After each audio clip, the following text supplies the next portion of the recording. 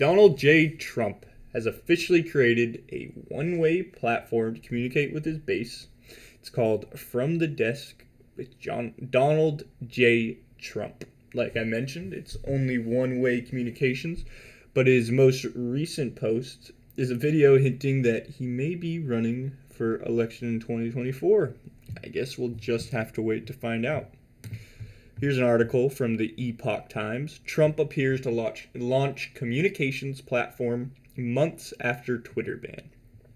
Former President Donald Trump on Tuesday appeared to launch a new communications platform coming several months after he was suspended from Facebook, Twitter, and other platforms.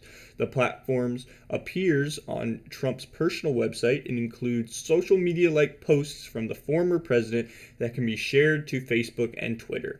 It's not clear whether the website will be developed into a full-fledged social media website. Currently, it's not possible to create user accounts or to reply to Trump's post, and Trump is the only poster.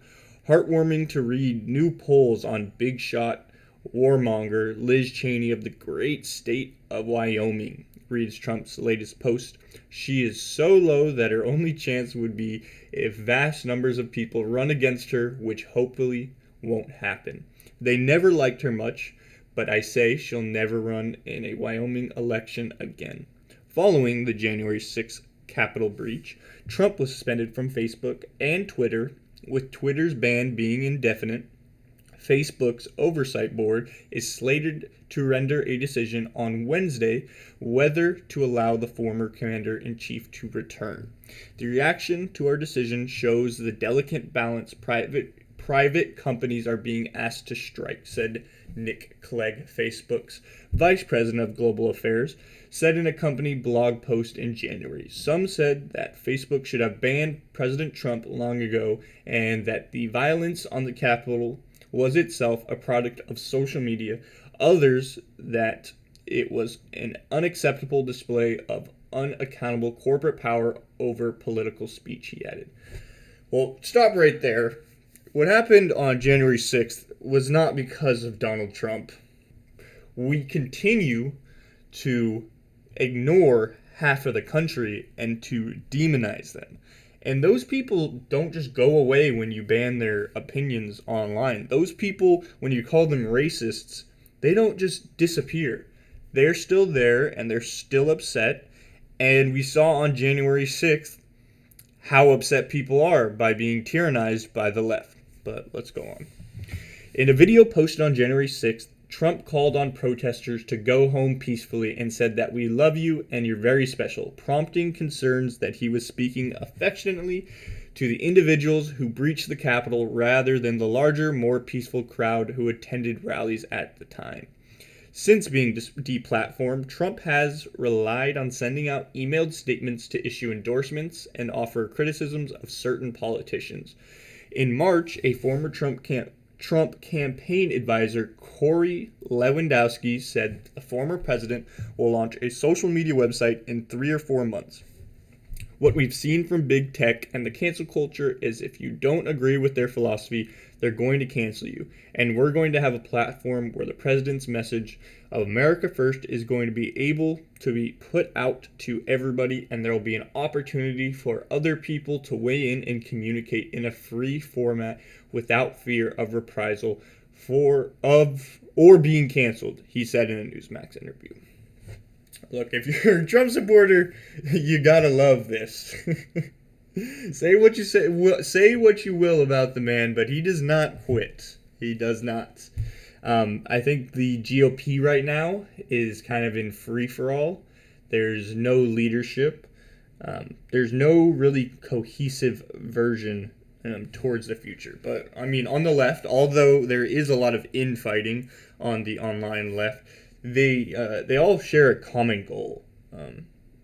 On the right, however, Donald Trump, besides Donald Trump, there's no one really with the balls to kind of take that position and unite the right and to kind of lead them towards the future.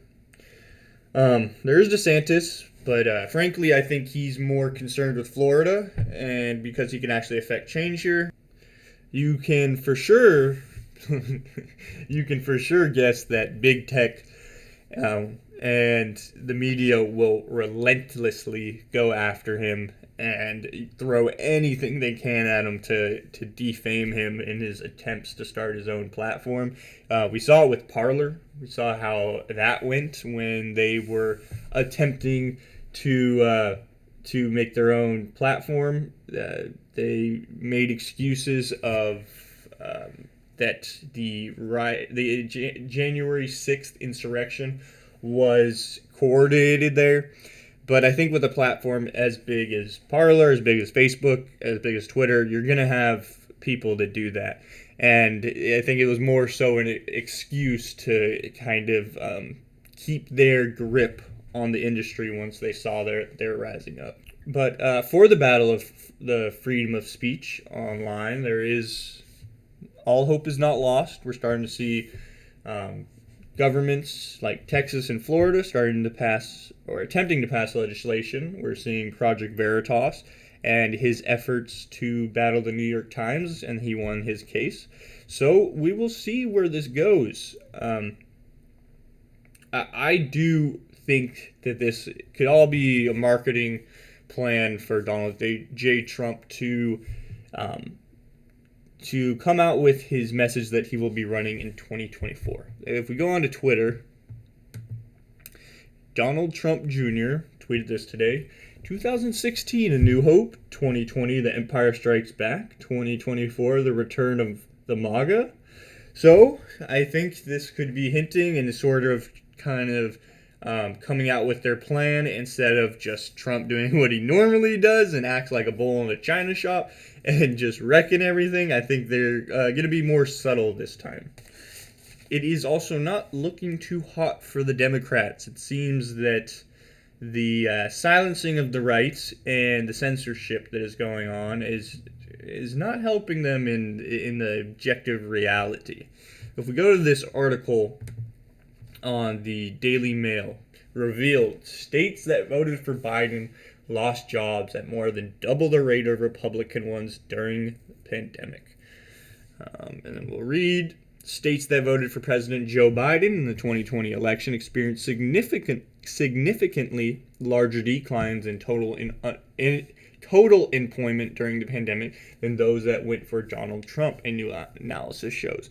Between February and December of last year, states that went for Biden saw the total number of people working drop an average of 6.2% versus a 2.5% decline in those voting for Republican, according to Daily Mail analysis of federal jobs.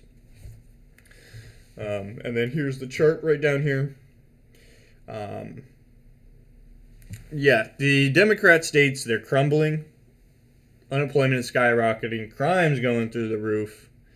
And the Democrats' plan so far has been to lock everyone down and give them free money. And this is just making people reliant on government. I recently moved from California, Los Angeles, to Florida. I'm still in quite a liberal place, but it's definitely a lot different. I can buy guns, which is the most important part. But just being around people, you can kind of tell the difference of the culture in a red state. I think people in Democrat cities, they're kind of all becoming mini authoritarians. If you notice with the masks out here, if you decide not to wear a mask, in most stores, they kind of just, no one really says anything or does anything. But I've talked to buddies back home, and they always say if they try not to wear a mask, they get heckled by other people shopping or by clerks. Out here, nobody really says anything. Some places like doctor's office and government buildings, they're really strict about it. But out here, it's a lot different. You don't have someone always yelling down shoving it down your throat, trying to tell you to do something. Also, I think one thing I do really like about Florida is that you're held responsible for your decisions. In California, before I moved out, they were just giving out unemployment. They didn't need any sort of proof that you're unemployed. They didn't need anything. They just kind of just gave it out. In Florida, I think you need like to apply for at least 5 jobs a week, and you actually need to show proof that you're unemployed in order to receive any benefits. And also another thing out here is just jobs. I'm not sure exactly if it's because of low uh, the lower minimum wage, but jobs are really easy to find out here. There's tons of people hiring. The economy out here is booming, at least for what it seems. Life is going on normal, while you have places like Canada, it's starting to become police states. And my favorite thing is definitely Ron DeSantis and how much he actually, whether you're a Democrat or Republican, he is looking out for people's rights, and he's not giving people handouts like in these blue states, but he is looking out for people's rights and really does have a strong character, and I really do like him.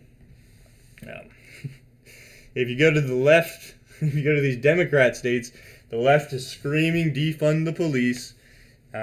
People are being artificially censored. You can't really speak how you want, or you're going to have your reputation defamed, or you may get labeled as a racist or a bigot.